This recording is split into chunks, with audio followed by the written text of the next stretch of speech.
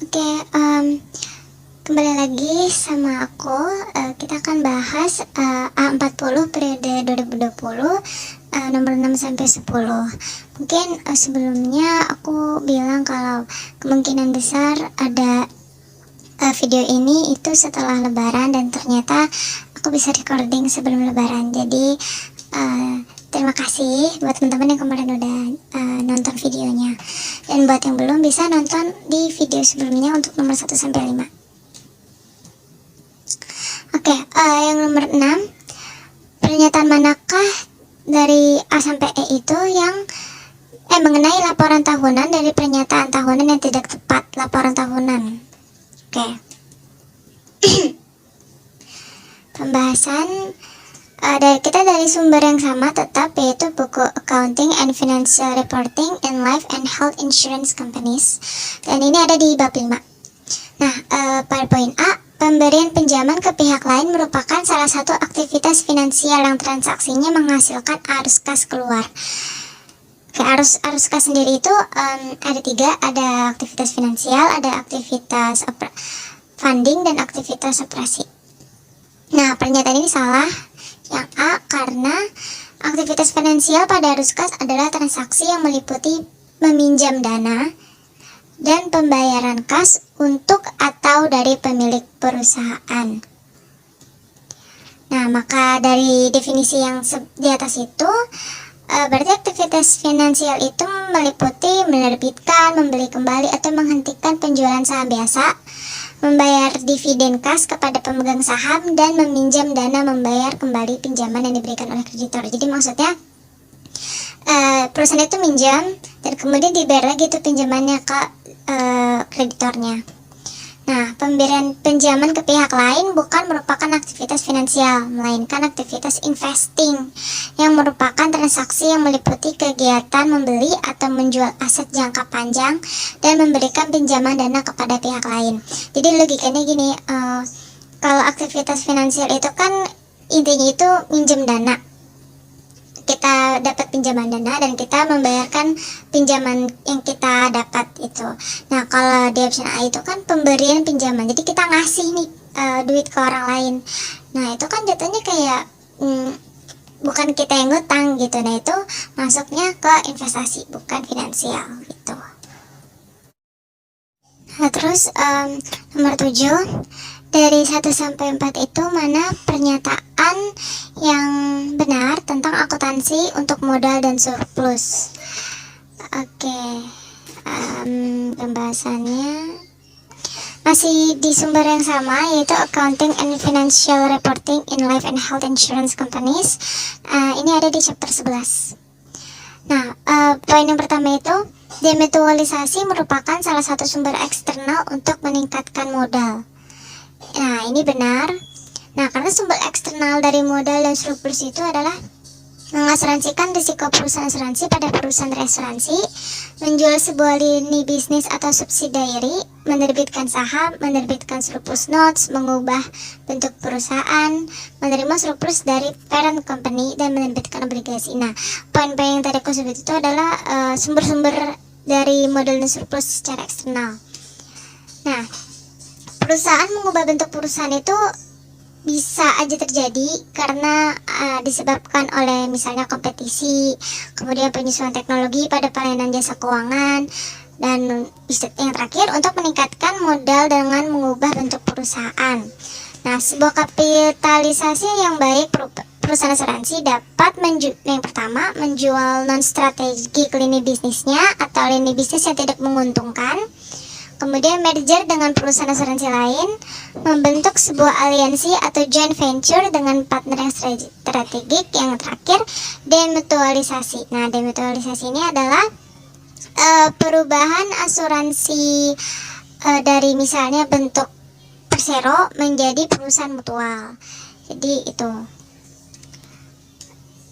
Oke, terus kemudian yang poin kedua, peningkatan surplus pada umumnya akan meningkatkan posisi keuangan perusahaan. Namun bukan berarti perusahaan perlu mengakumulasi surplus sebanyak mungkin. Nah, ini benar karena sebuah perusahaan asuransi itu biasanya ada batasan atau limit jumlah maksimum surplus yang diperbolehkan dipertahankan. Nah, karena tujuannya itu untuk memastikan bahwa perusahaan asuransi membayar dividen polis yang cukup dari keuntungan bersihnya dari operasi kepada pemilik polis yang berpartisipasi. Nah, dividen polis ini seingat aku kalau dia bentuknya perusahaan mutual. Kalau misalnya bentuknya persero itu ya dividen, bisa dividen tunai, dividen saham. Nah, itu tujuannya itu untuk memastikan kalau perusahaan asuransi itu membayar dividennya kepada pemegang saham atau pemegang polis yang berpartisipasi. Nah, kemudian yang ketiga, pembayaran dividen kepada pemegang saham tidak memengaruhi modal dan surplus karena pembayaran dividen sudah diperhitungkan dengan komponen laba bersih. Oke, ini salah ya, karena dari poin 2 itu kan disebutkan sebuah perusahaan asuransi itu jangankan perusahaan asuransi, sebenarnya semua perusahaan itu sebenarnya harus membayarkan dividen tunai atau dividen saham, dan pada kasus perusahaan asuransi itu ada dividen polis gitu kan kepada ya pemegang saham atau pemilik polis yang berpartisipasi.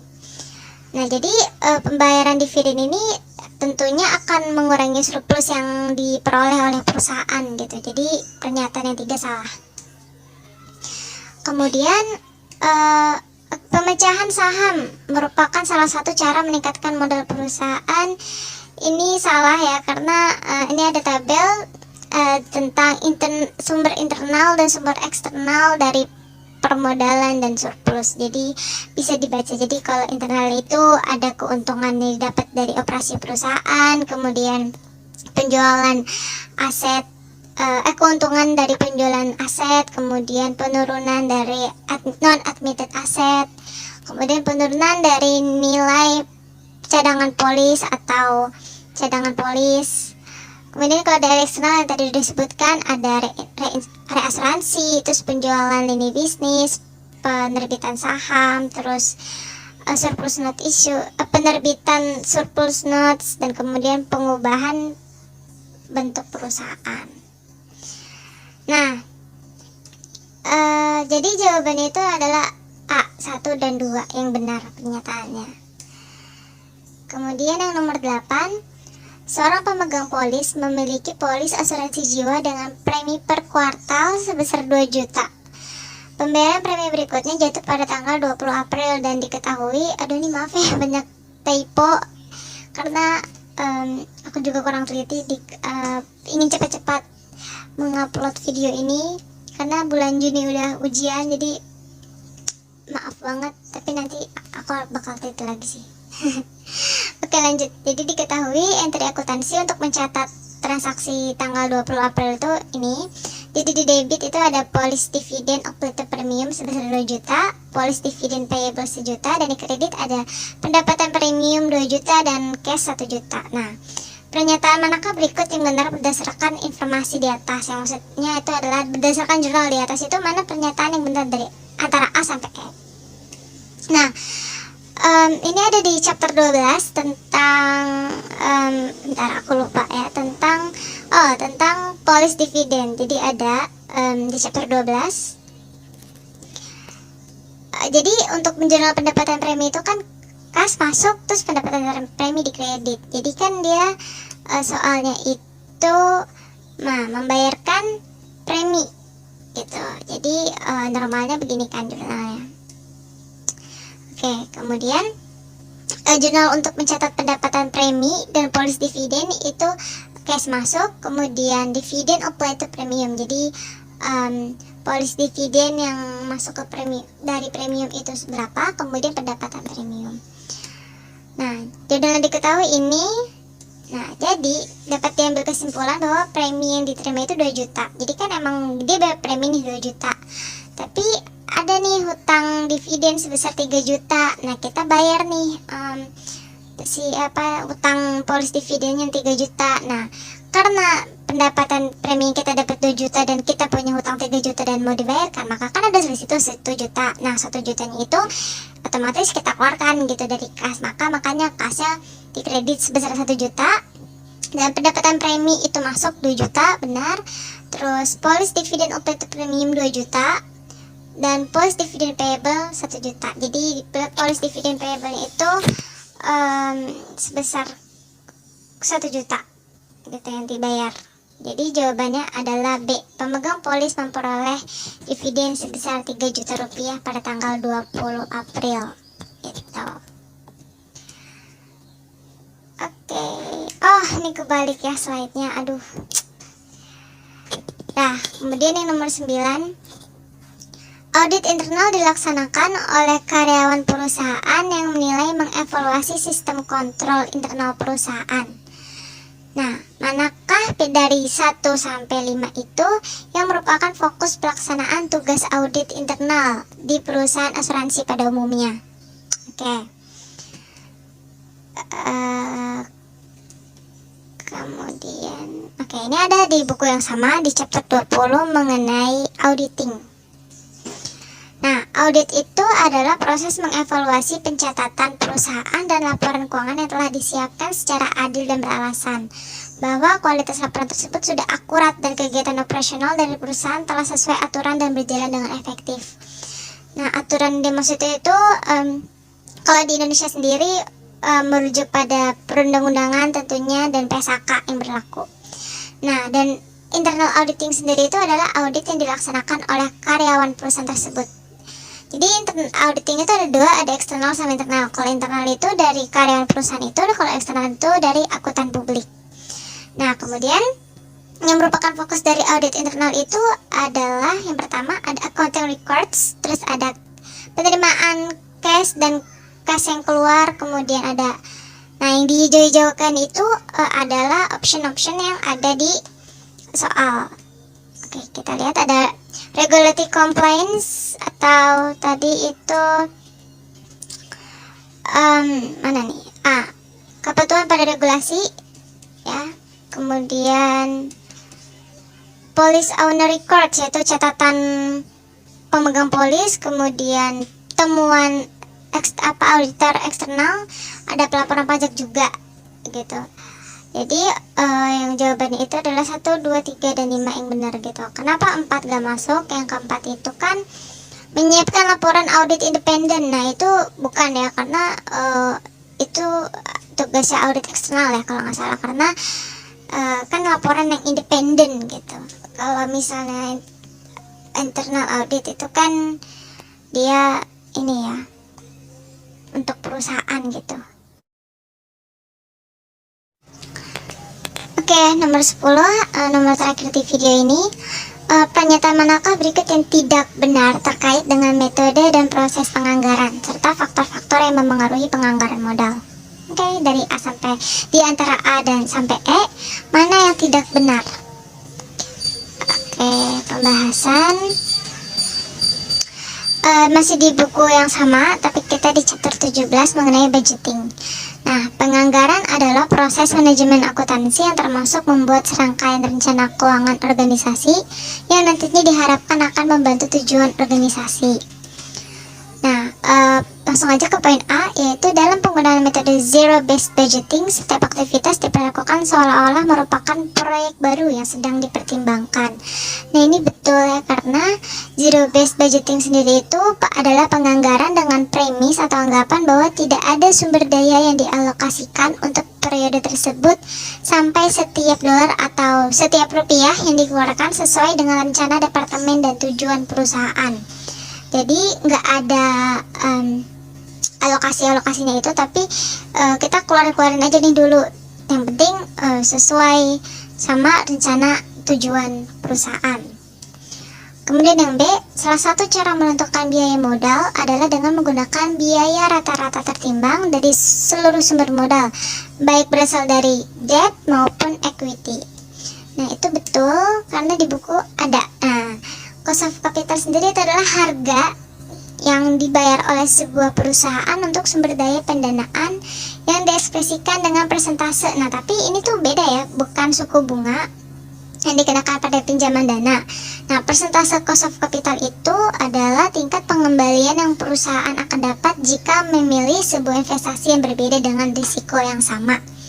Nah, cara menentukan cost of capital ini yaitu salah satunya rata-rata tertimbang dari debt seperti pinjaman bank dan penerbitan obligasi, Kemudian sumber modal dari pinjaman atau equity seperti saham biasa, saham preferred, dan retained earning. Jadi itu benar, poin B. Kemudian yang C, proyeksi hasil penjualan dan investasi diperlukan dalam proses penganggaran. Beberapa metode yang dapat digunakan adalah qualitative methods, trend prediction, dan regression analysis. Nah, ini betul. Nah, operational budgeting itu sendiri maksudnya adalah budgeting atau penganggaran mengenai kegiatan operasional perusahaan. Nah, dari namanya aja udah kelihatan ya, operational budgeting. Nah, kemudian operational budgeting itu terbagi jadi dua, yaitu ada revenue budgeting dan expense budgeting. Jadi, penganggaran pendapatan dan penganggaran biaya. Nah, pada revenue budgeting itu terdapat beberapa metode yang digunakan penanggung atau perusahaan asuransi untuk proses penganggaran pendapatan. Nah, yang pertama ada qualitative method, yaitu bergantung pada penilaian manajer yang menggunakan pengalaman mereka dan pemahaman mereka pada saat kondisi ekonomi tertentu untuk membuat prediksi. Jadi itu betul ya, ada qualitative methods. Kemudian trend prediction, yaitu bergantung pada data historical untuk meningkatkan penjualan dan tren investasi. Kemudian digunakan sebagai bahan prediksi performa masa depan. Itu juga ada tuh, betul. Kemudian regresi analis, yaitu bergantung pada pengetahuan bagaimana misalnya ada suatu variabel yang diketahui, kemudian seperti misalnya pendapatan disposable ya, yaitu pendapatan yang dimanfaatkan guna membeli barang dan jasa konsumsi dan selebihnya menjadi tabungan yang disalurkan menjadi investasi yang berdampak pada sebuah variabel yang diketahui, misalnya penjualan. Oke, itu ada ya, jadi betul. Oke, wait. Nah, kualitatif, aku mau nambahin dikit. Jadi kalau kualitatif method itu, jadi si manajernya itu mereka menggunakan pengalaman yang mereka punya, kemudian pemahaman mereka atau ilmu mereka pada saat kondisi tertentu. Jadi misalnya kayak sekarang nih lagi COVID-19. Nah, mungkin kalau pengalaman baru ini ya, pandemi sebenarnya nggak baru ini, maksudnya dari beberapa tahun ke belakang gitu, pandemi ini yang parah kan. Nah, tapi ada juga mereka ada pemahaman nih. Nah, khususnya kalau 2021 sendiri, sebenarnya tahun 2020 udah mulai kan pandeminya, jadi bisa nih masuk qualitative method, bisa mereka pakai. Kemudian trend prediction, yaitu bergantung pada data historical untuk meningkatkan penjualan dan tren investasi. Tergantung pada data historical. Nah, ini mungkin kalau di 2021 sendiri ngelihat dari tahun 2020 sebagai data historikalnya untuk misal meningkatkan penjualan dan tren investasi gitu. Kemudian digunakan sebagai bahan acuan untuk misalnya tahun depan gimana, kalau misalnya tahun depan itu masih corona bagaimana. Nah, itu bisa dipakai. Kemudian regresi analis itu tergantung pada pengetahuan. Nah, jadi benar-benar tahu aja tentang pemahamannya yang pengambil keputusan ini gitu. Misalnya, wah gimana nih kalau misalnya lagi keadaan yang serba tidak pasti ini, kemudian kita gimana nih caranya untuk meningkatkan penjualan misalnya. Nah, itu bisa juga dipakai gitu. Nah, kemudian yang poin D, apabila net present value suatu proyek lebih dari 0, maka IRR yang diperoleh lebih dari biaya modal atau cost of capital. Nah, ini salah ya, karena jadi yang pertama, NPV itu adalah metode yang mengevaluasi proposal berdasarkan selisih antara present value masuk dan present value keluar. Jadi masuk dikurang keluar. Nah, kemudian IRR sendiri itu adalah metode yang menggunakan tingkat diskonto pada saat NPV dari investasi modal adalah 0. Jadi arus kas masuk kurang arus kas keluar 0. Nah, kemudian untuk menghitung present value arus kas proyek tersebut digunakan tingkat IRR dari analisa proposal investasi, arus kas masuk tahunan yang dihasilkan investasi dan bunga. Nah, kemudian di buku itu tertulis aturan umum untuk keputusan menerima sebuah proposal merujuk pada metode NPV, yaitu present value dari cash inflow harus melebihi present value investasi tersebut, maka dari itu NPV harus lebih dari 0 gitu kan. Namun jika kita ingin menggunakan metode IRR, maka NPV-nya sama dengan 0 gitu. Jadi kan gini, jika NPV itu lebih dari 0, maka IRR yang diperoleh biaya modal. IRR yang diperoleh lebih dari biaya modal, sedangkan NPV dan IRR itu adalah sebenarnya metode yang berbeda gitu. Kalau kita cuma pakai NPV-nya aja, ya yang present value yang kita hasilkan itu harus lebih dari 0 gitu. Tapi kalau kita pakai IRR, itu adalah kondisi di mana kita pakai tingkat diskonto dan saat NPV-nya itu 0 gitu. Jadi ini salah ya yang D. Kemudian yang E, perusahaan dapat menyetujui beberapa proposal investasi modal yang independen, namun hanya dapat menyetujui satu proposal dari kumpulan proposal investasi modal yang bersifat mutual eksklusif. Sebelum ngebahas ini aku mau disclaimer lagi. Jadi video yang kayaknya yang 6-10 yang November 19 itu ada kesalahan. Jadi kan ada pernyataan yang sama persis sama ini. Nah itu aku bilang itu salah, tapi sebenarnya itu benar gitu. Dan jawabannya pun akan jadi salah. Jadi itu ada, dan komentarnya aku bikin komentar dan sudah dipin. Jadi aku minta maaf karena ketidaktelitian aku. Dibalik lagi, pernyataan ini benar karena pertama, mutual eksklusif itu kondisi di mana sebuah perusahaan mempertimbangkan beberapa proposal investasi. Maka harus diwaspadai apakah proposal tersebut investasi yang independen atau mutual eksklusif. Nah, independen proposal itu memiliki harusnya tidak berhubungan. Jika menerima salah satu proposal investasi yang independen, maka tidak otomatis mengeliminasi proposal investasi yang lain. Jadi kita terima, tapi itu nggak otomatis mengeliminasi proposal yang lain. Nah, kalau mutual eksklusif proposal itu melibatkan pilihan investasi yang fungsinya sama, dan jika kita menerima salah satu proposal tersebut, maka otomatis mengeliminasi proposal lain. Jadi ini kebalikannya. Jadi jawabannya adalah D, yang tidak benar. Net present value suatu proyek lebih dari 0, maka IRR itu melebihi biaya modal. Itu salah. Oke, makasih buat teman-teman yang udah nyimak video ini, nonton video ini. Sebenarnya aku benar-benar minta maaf ya, karena ada 2 video yang aku kurang teliti. Dan juga untuk kalau yang video ini benar-benar aku kebut karena ujiannya itu bulan Juni dan sekarang udah masuk bulan Mei, jadi kurang dari 1 bulan. Dan aku tahu betul belajar aktuaria itu bener-bener apa ya, kalau ngebut itu serba bikin panik, serba segala macam. Jadi aku bener-bener mengerti, dan nyari temen belajar itu untuk belajar aktuaria juga kalau menurut aku pribadi itu susah ya, dan ngeliat di teman-teman kampusku pun sama juga. Jadi aku harap dengan video ini bisa ngebantu teman-teman. Dan kalau misalnya ada pertanyaan, terus juga ada saran kritik, aku open banget. Jadi teman-teman bisa komen. Terus juga jangan lupa untuk subscribe, terus juga follow Instagram aku @spaceycookies_.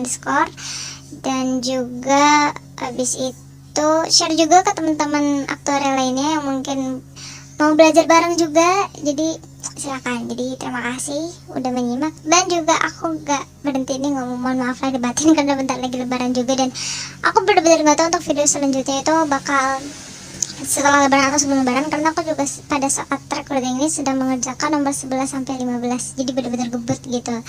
Jadi makasih teman-teman. Oke, jadi sehat-sehat selalu.